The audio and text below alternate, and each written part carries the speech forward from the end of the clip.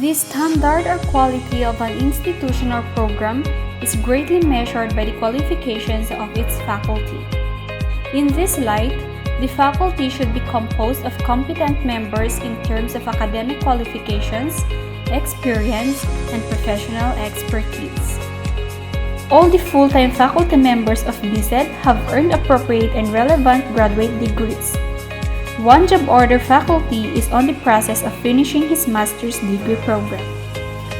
All the full-time faculty members are also licensed professional teachers, and the teachers handling practice teaching and professional education courses possess the needed requirements and qualifications. The faculty members demonstrated professional competence and engaged themselves in different programs like instruction, research, extension, some in production, and in consultancy and expert services. It should be noted also that the faculty members earn their graduate degrees from reputable institutions.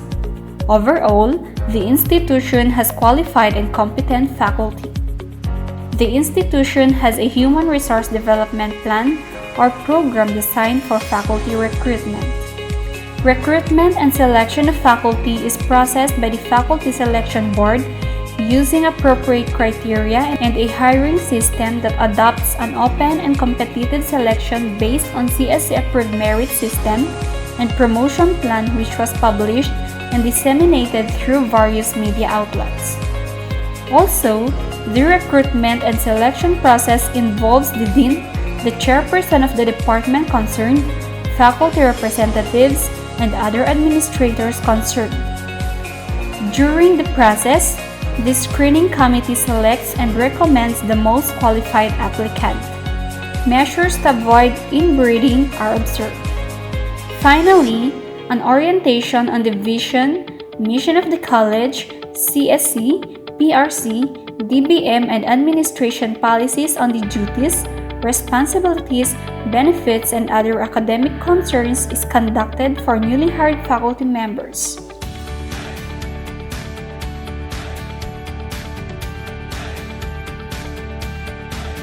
Provisions for incentives for overload teaching in accordance with the CMO of the program and/or institutional guidelines are also in place. Faculty schedule allows for preparation of lessons, checking and scoring of papers, record keeping, class evaluation, and other instruction-related activities.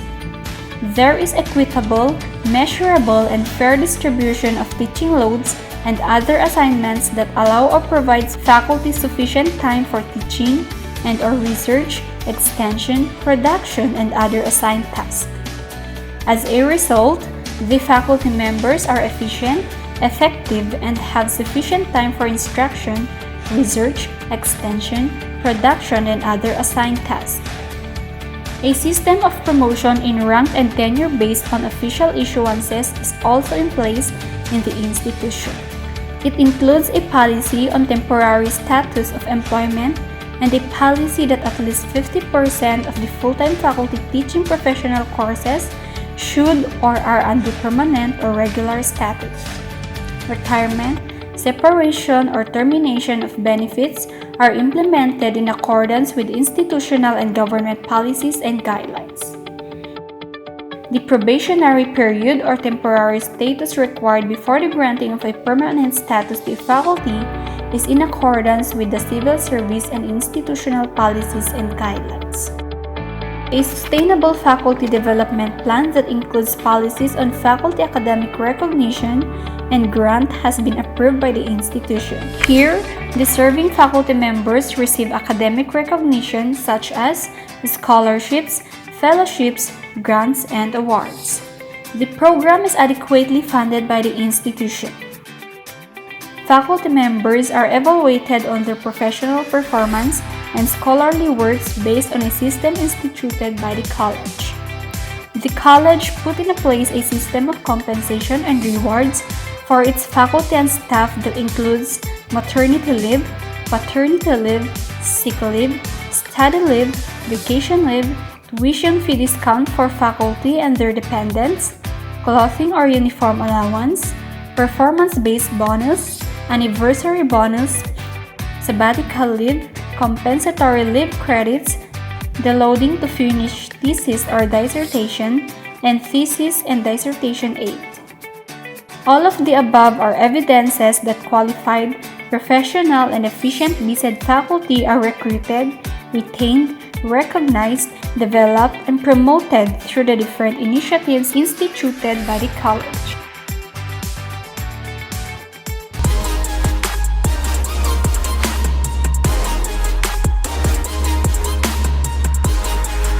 The Research and Development Service sector of the Mountain Province State Polytechnic College provides functional and useful research outputs in contributing to the socio-economic development of the community. In the implementation of its research services, the college is guided by the MPSPC Research Manual. This official document bears the policies and guidelines in the conduct of the research. In keeping with the needs of the times and to align it with the harmonized National Research and Development Agenda 2017-2022 of President Duterte's administration, the Cordillera Research Development Agenda, and the Heritage Trust of the Chakas administration, the Research and Development Unit of the Mountain Province State Polytechnic College has revised its research manual in 2018. The highlights of changes in the new manual includes the new organization structure of the RDE.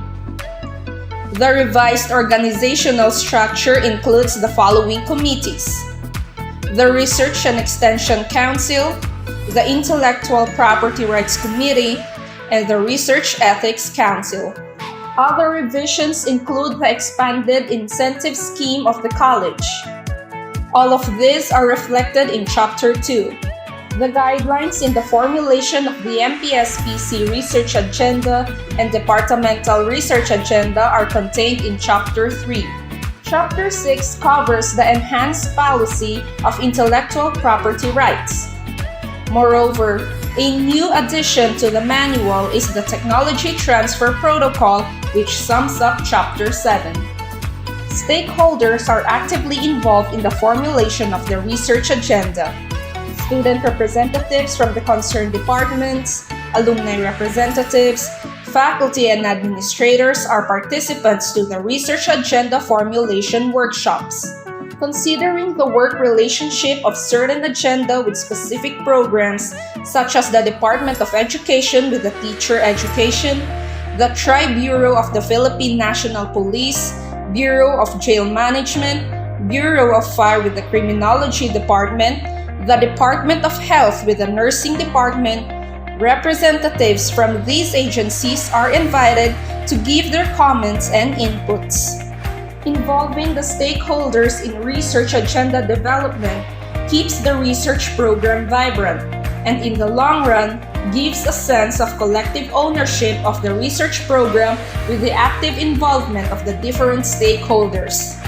As a result of the different research workshops being conducted and through the invitation of external authorities from the field, the different departments of both Bontoc and Tadian campuses were able to craft their research programs and were connected with the agencies they closely work with.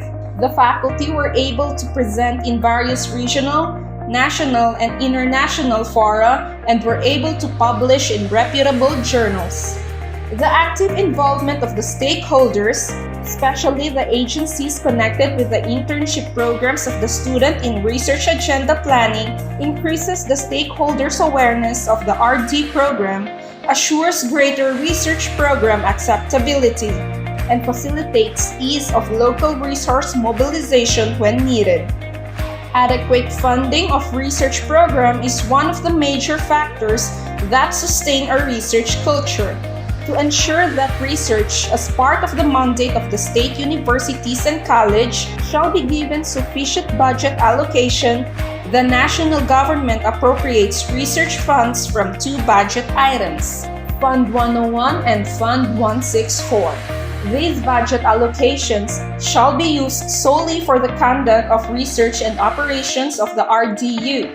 Other sources of funds which the research unit draws from are the externally funded research studies.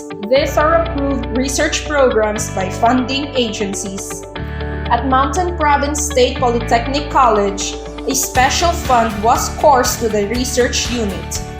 The Research Generation and Linkages sector, through ERMC Resolution Number 002 Series of 2020, determined that 5% share of its 2019 net income goes to research and another 5% share to extension services. This accounts for the 10% share received by the research development and extension sector. The strong support given by management and the unfledging commitment of the RDE managers and researchers paved way for many research programs, projects, and studies to be fully implemented. An increasing trend in the budget utilization shows the progression and maturity of the research unit as it tries to soundly utilize the fund sources coming from internal and external fund sources. For the past years, the research unit has aggressively linked with various institutions and agencies here and abroad. Yearly, supplies and equipment items are procured and used in various projects that augment the properties of the college, thereby enabling the researchers to work productively.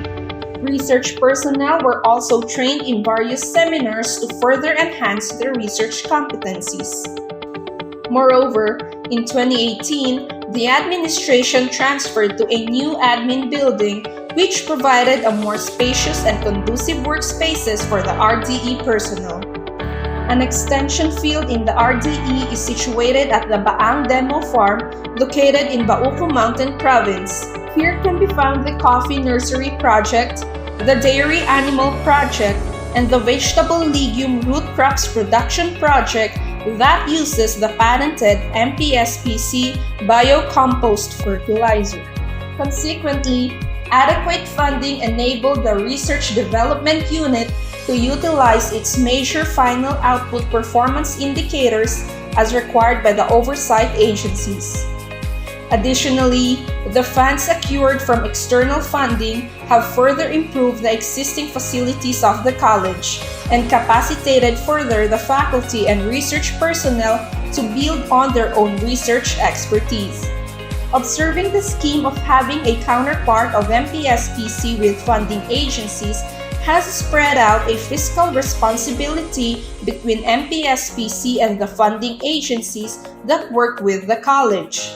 Additionally, partaking in the income generation share of the college that subsidized the payment of the job order personnel of the research unit has contributed to the effective delivery of its research mandates. Recognizing the essential role of monitoring research studies, projects, and programs, MPSPC institutionalized its research and extension monitoring tools through ADCO Resolution Number 137 Series of 2015. Likewise, to safeguard the intellectual property rights output of the faculty, especially those born out of research, the research unit is guided by its intellectual property rights that is stipulated in the research manual.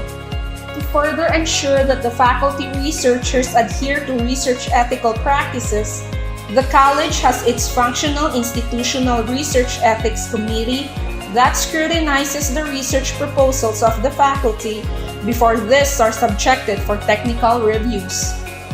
Under the capable stewardship of the current administration, the research programs and activities of the college have taken a strong impetus. The faculty and staff conduct research studies in line with their respective disciplines.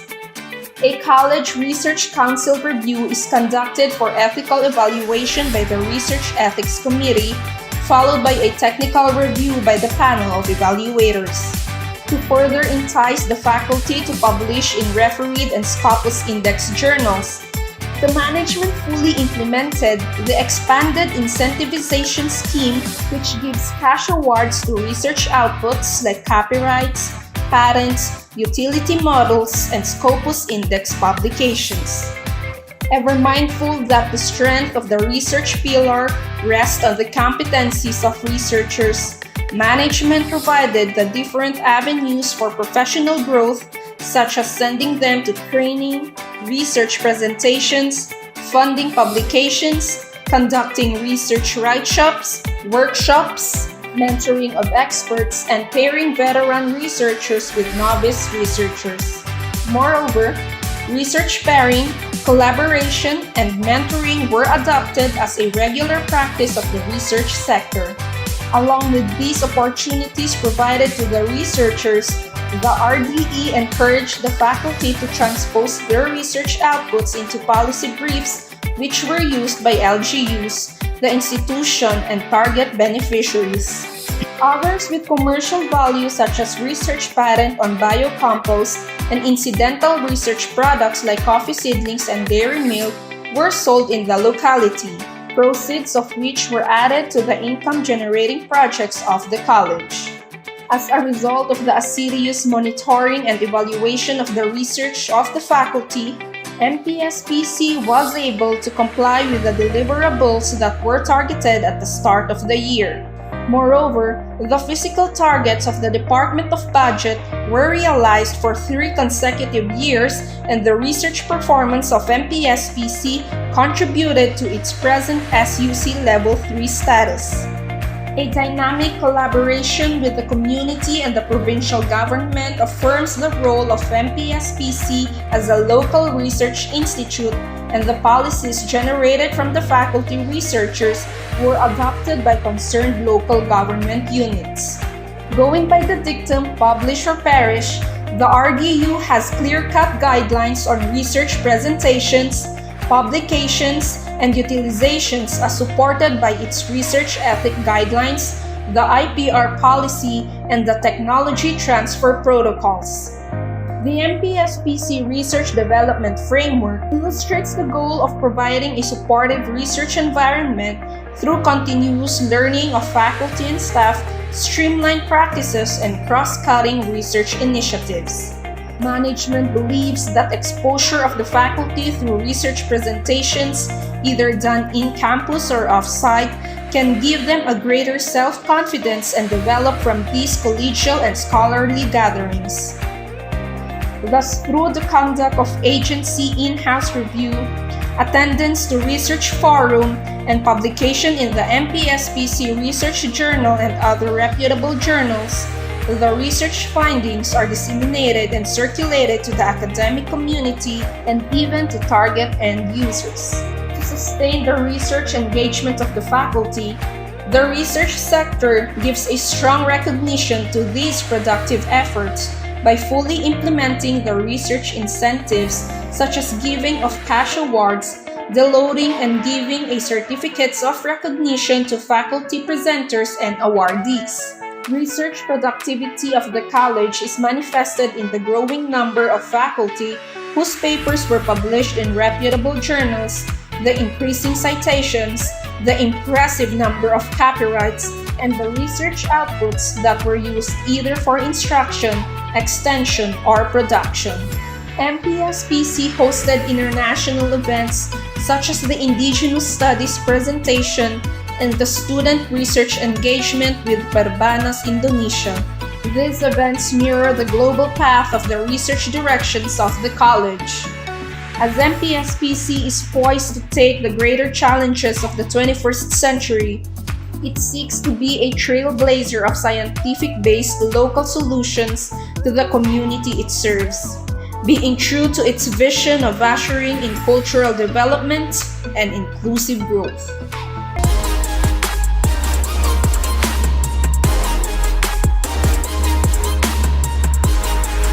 Tadian Campus is located in a wholesome environment, safe from traffic and transportation hazards, sufficiently free from noise, dust, smoke, and other undesirable elements. It is provided with adequate facilities to meet the needs of the present school population and its future expansion. This school is accessible to present and anticipated schools population by means of public and private transportation. It has also satisfactory road network and sidewalks which the campus was planned adequate for the intellectual, social, physical and cultural interests of the institution kept in good condition and physical appearance. The buildings are functionally designed and constructed of strong and durable materials to withstand natural calamities like earthquakes, typhoons, and fire. At the same time, these are imbued with the proper atmosphere conducive to learning. Likewise, the ongoing buildings are provided with facilities for disabled persons and were anticipated to accommodate future expansion needs. Entrance and exit points are well planned to ensure safe and convenient mobility of the school population and the transacting public. Fire exits are adequate and standard in number and conveniently located. At the same time, no obstruction along the corridors impede the free flow of movement and physical activity. The size and number of classrooms are in accordance with the standards and sufficient to accommodate this student population. Classrooms are adequately equipped with the required furniture, blackboards or whiteboards, and with the pleasant atmosphere. Lighting, ventilation, and general appearance is satisfactory. Administrative offices, faculty rooms, and reception areas are adequately provided. The group assembly facilities have a seating capacity adequate to meet the needs of the institution. These facilities are designed with good acoustic and proper ventilation, equipped with necessary equipment that are kept in good condition. Athletic facilities are accessible to the students and sufficient in number and variety depending on the requirement of the school population.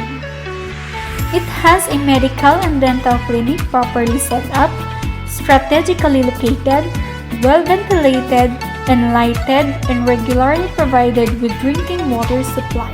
Finally, the campus has a properly maintained and equipped accreditation center with necessary facilities.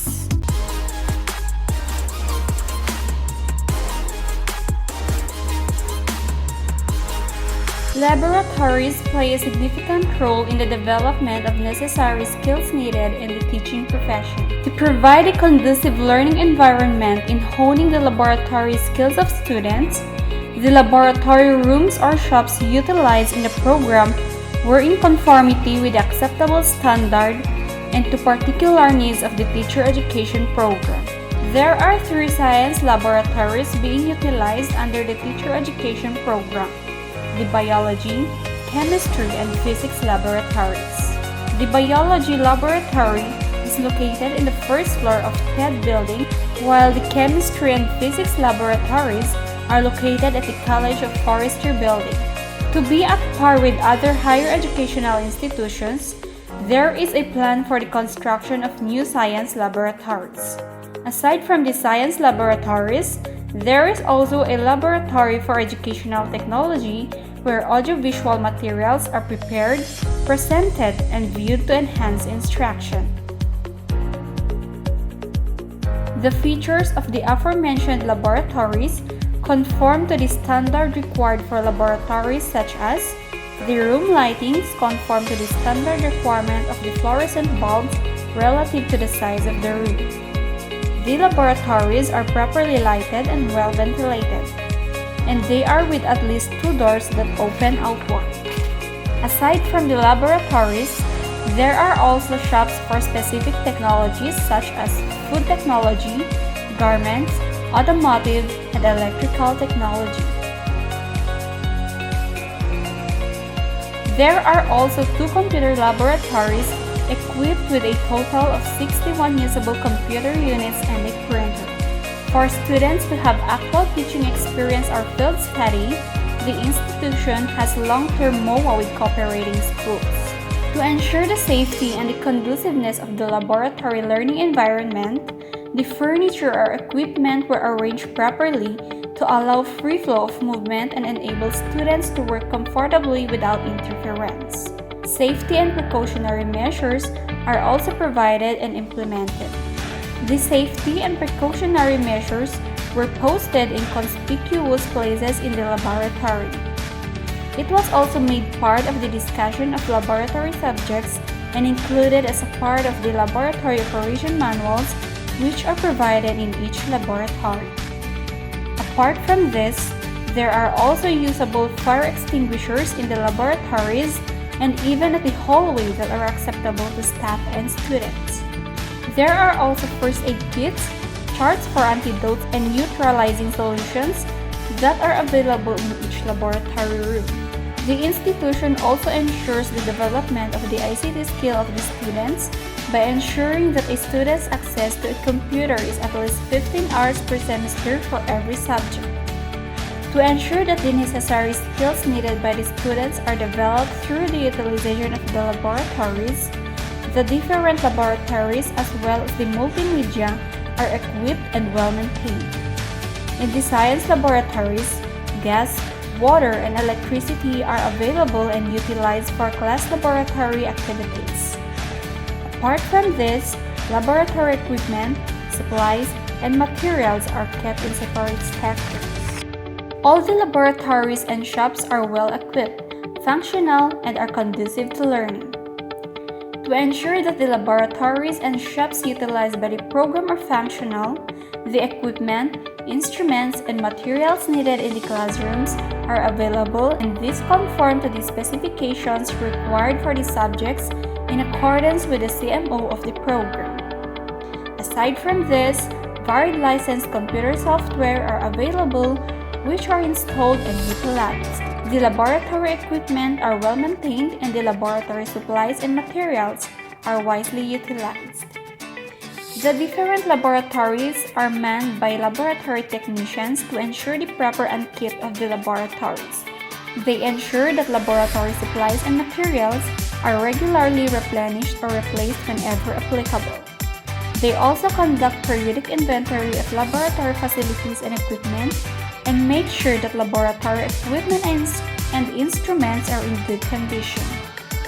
The institution keeps the laboratories neat, clean, and orderly by assigning student assistants in the different laboratories. The institution has a maintenance and repair unit managed by the coordinator of general services to provide services on direct call. The institution also has a waste management system to ensure that waste disposal is efficiently and effectively managed. The specific program requirements are in accordance with the guidelines or policies embodied in the issuances. There is also an approved procurement program management plan and annual procurement plan for laboratory equipment, supplies, and materials. The institution implements the special provisions as listed